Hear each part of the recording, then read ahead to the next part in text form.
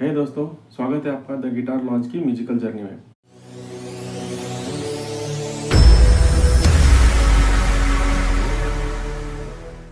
आज हम सीखेंगे दो इम्पोर्टेंट गिटार स्केल्स, ए मेजर और डी मेजर।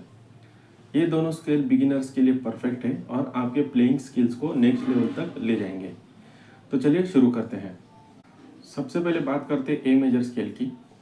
मेजर स्केल कैसे फॉर्म किया जाता है, इसका वीडियो मेरे चैनल पर ऑलरेडी मैंने बना रखा है। अगर इस लेसन का पहले आप वो लेसन देख लेंगे तो ये वाला लेसन समझने के लिए इजी हो जाएगा। Coming back to the lesson, A major scale के नोट्स हैं A, B, C sharp, D, E, F sharp, G sharp and A. चलिए इस स्केल को 5th फ्रेट से प्ले करते हैं।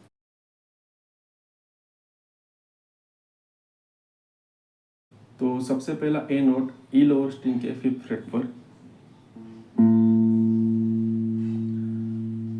फिर बी नोट उसी स्ट्रिंग के 7th फ्रेट पर। गाइस, कोई भी स्केल प्ले करने के लिए फिंगर्स की पोजीशन बहुत इंपॉर्टेंट होती है।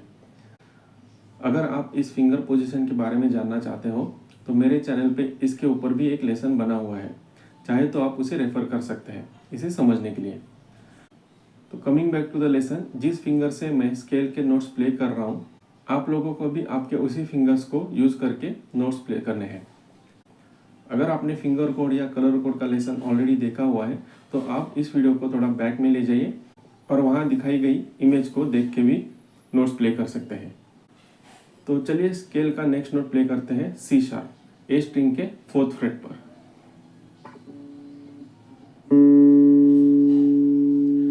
इसी स्ट्रिंग के फ्रेट नंबर 5 एंड 7 पर स्केल के next note D and E play होंगे।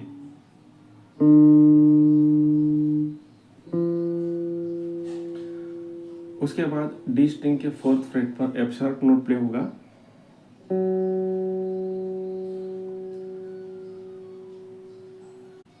सिक्स्थ फ्रेट पर जी शार्प नोट प्ले होगा और स्केल का आखिरी या ऑक्टेव नोट ए प्ले होगा डी स्ट्रिंग के 7th फ्रेट पर।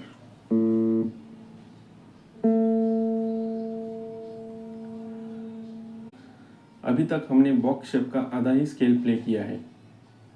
चलिए अब इस स्केल के बॉक्स शेप को पूरा करते हैं। तो उसकी शुरुआत हम स्केल के ऑक्टेव नोट से ही करेंगे, मतलब डी स्ट्रिंग के 7th फ्रेट से।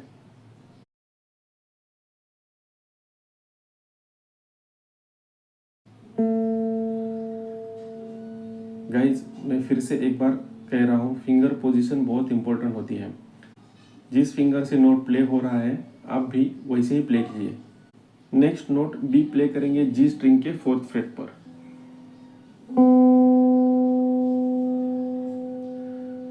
फिर सी शार्प और डी ये दोनों नोट सेम यानी जी स्ट्रिंग पर ही प्ले होंगे 6th एंड 7th फ्रेट पर।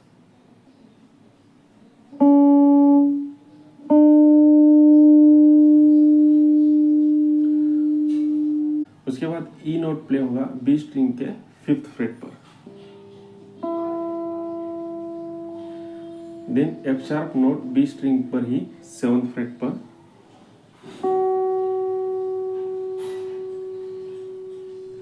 G sharp note high E string के 4th फ्रेट पर एंड अगेन स्केल का octave note high E string के 5th फ्रेट पर। अगर आप इस स्केल के बॉक्स शेप को पूरे तरीके से प्ले करना चाहते हैं तो लोअर ई स्ट्रिंग के 4th फ्रेट पर जी शार्प और हाई ई स्ट्रिंग के 7th फ्रेट पर बी नोट भी प्ले कर सकते हैं, क्योंकि ये दोनों नोट्स इसी स्केल के हैं।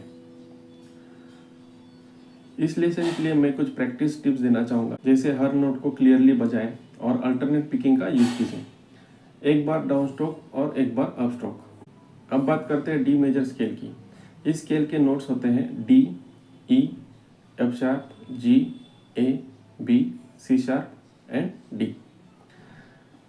यहाँ स्केल बनाने का फॉर्मूला सेम रहेगा, बस नोट्स चेंज होंगे। इस स्केल को 10th फ्रेट से प्ले करते हैं।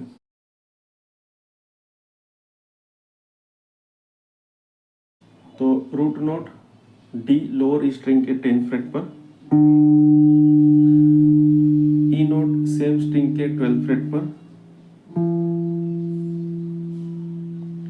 स्केल का next note F sharp, G and A play हो करेंगे A स्ट्रिंग के 9th, 10th और 12th फ्रेट पर अपनी इंडेक्स, मिडल और पिंकी फिंगर से। उसके बाद B, C और स्केल का ऑक्टेव नोट D प्ले करेंगे D स्ट्रिंग के 9th, 11th और 12th फ्रेट पर अपनी इंडेक्स, रिंग और पिंकी फिंगर से।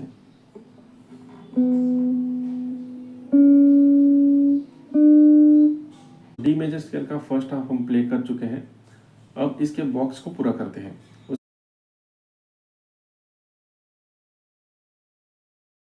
उसके लिए हम फिर से ऑक्टेव नोट से स्टार्ट करेंगे जो प्ले होगा डी स्ट्रिंग के 12th फ्रेट पर। उसके बाद E, F शार्प और G ये 3 नोट्स प्ले करेंगे G स्ट्रिंग के 9th, 11th और 12th फ्रेट पर अपनी इंडेक्स, रिंग और पिंकी फिंगर से। नेक्स्ट नोट A और B प्ले करेंगे B स्ट्रिंग के 10th और 12th फ्रेट पर अपनी मिडल और पिंकी फिंगर से।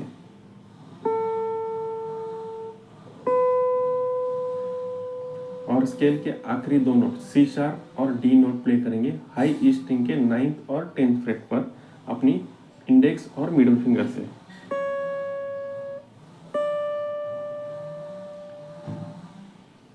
इस स्केल के बॉक्स को अगर आप पूरी तरीके से प्ले करना चाहते हैं तो लोअर ई स्ट्रिंग के 9th फ्रेट पर C शार्प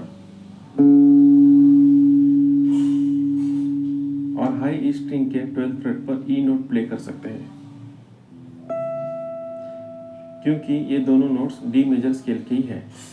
ये स्केल काफ़ी मेलोडियस लगता है और फिंगर पिकिंग के लिए भी बेस्ट है। तो आपने एक बात नोटिस की होगी कि ये जो दोनों ए मेजर और डी मेजर स्केल प्ले हुए हैं उनकी फिंगर पोजीशन सेम ही थी, बस फ्रेट नंबर डिफरेंट है। तो इसी तरीके से आप इन फिंगर्स पोजीशन को इस्तेमाल करके इस फ्रेट बोर्ड पर किसी भी मेजर स्केल को प्ले कर सकते हैं। फॉर एग्जांपल अगर हम जी शार्प नोट से स्टार्ट करें और सेम फिंगर पोजीशन में आगे के नोट्स प्ले करें तो पूरा G sharp major scale play होगा इस तरीके से।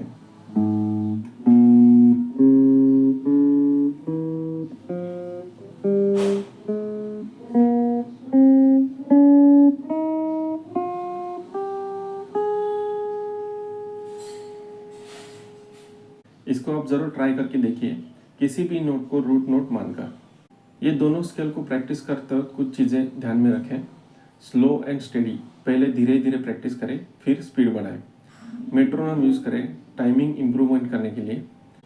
अल्टरनेट पिकिंग, हर नोट को अल्टरनेट पिकिंग से बजाइए। विजुअलाइज नोट्स, हर नोट को फ्रेट बोर्ड पर विजुअलाइज करने की कोशिश करें। तो दोस्तों आज हमने सीखा ए मेजर और डी मेजर स्केल्स को कैसे प्ले करते हैं। रेगुलर प्रैक्टिस से आप इन स्केल्स में मास्टर बन सकते हैं। अगर आपको ये लेसन पसंद आया हो तो लाइक करें, शेयर करें और चैनल को सब्सक्राइब करें। अगले लेसन में मिलते हैं एक नए टॉपिक के साथ। तब तक के लिए keep strumming and stay musical.